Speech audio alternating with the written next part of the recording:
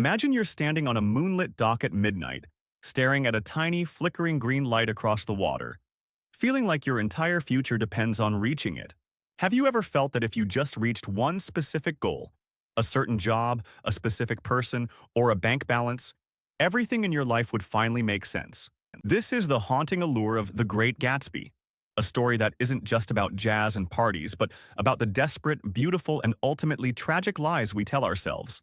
Before we dive into the glitter and the gloom, we have to talk about the man behind the curtain, F. Scott Fitzgerald, the king of the jazz age. Fitzgerald didn't just write about the 1920s. He lived them with a frantic intensity, chasing wealth and status just to win the heart of his own Daisy, Zelda Fitzgerald. He knew better than anyone that the American dream was often just a high-stakes gamble where the house, the old, established elite, always held the winning hand. Our narrator, Nick Carraway, moves to West Egg, a place for the new money crowd who have the cash but lack the social pedigree of the old money across the bay. Next door to Nick lives the mysterious Jay Gatsby, a man who throws the most extravagant parties in New York but never seems to enjoy them himself. Thousands of strangers drink his illegal champagne and dance to his orchestra, yet nobody actually knows where his money comes from or who he truly is. Let's unpack our first core viewpoint: the illusion of reinvention. Gatsby is the ultimate example of what we today call fake it until you make it. Born as James Gatz, a poor farm boy from North Dakota, he literally invented a new persona because he couldn't accept the limitations of his birth. Think about it. How many of us do this on social media today? We curate a life of travel, luxury, and success, hiding the Gats within us behind a digital Gatsby mask. Gatsby's tragedy is that he believed wealth and a fake pedigree could buy him entry into a world that would never truly see him as an equal. He spent years building a palace, filling it with English shirts and expensive art, all as a giant look-at-me sign directed at one person, Daisy Buchanan. It's the extreme version of the modern hustle culture, where we believe if we just work hard enough and look successful enough, we can transcend our past. But Fitzgerald warns us that a house built on a lie, no matter how beautiful the architecture, will eventually crumble under the weight of reality. This brings us to our second core viewpoint: the brutality of carelessness and the wall of privilege represented by Tom and Daisy Buchanan. Tom and Daisy are old money. They don't have to strive or reinvent themselves. Their status is inherited, and their wealth acts as a protective shield.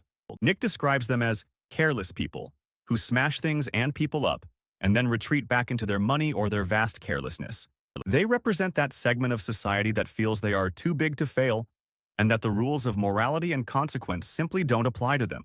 Think of the modern corporate scandals or celebrities who commit crimes and walk away with a slap on the wrist while the little people suffer the fallout. Daisy is the embodiment of this.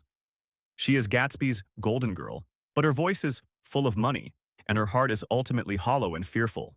When Gatsby needs her to step up and take responsibility for her actions, she chooses the safety of her toxic marriage over the risk of a real life. The contrast is highlighted by the Valley of Ashes, a gray, desolate wasteland between the suburbs and the city where the poor work and die for the rich's convenience.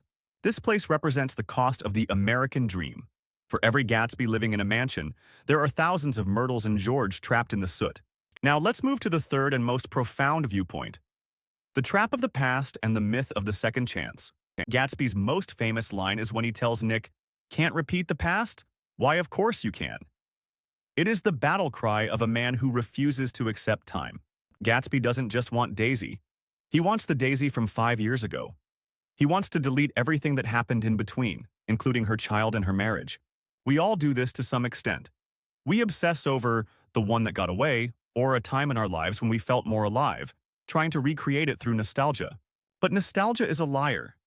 It filters out the pain and the boredom, leaving us with a perfect, unattainable image that prevents us from living in the present. Gatsby is so focused on his green light that he fails to see the real world around him until it's too late, leading him toward his inevitable doom. The green light is the ultimate symbol of hope, but also of the danger of living for a future that is rooted in a dead past. When the truth finally comes out in a sweltering hotel room in New York, the heat mirrors the rising tension and the shattering of Gatsby's carefully constructed world.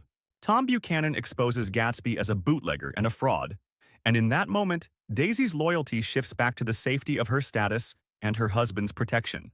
The tragedy concludes with Gatsby waiting by his pool for a phone call that will never come, still believing in his dream until the very last second. He is murdered for a crime he didn't commit, taking the fall for Daisy, who doesn't even bother to send a flower to his funeral. Gatsby believed in the green light, the orgastic future that year by year recedes before us.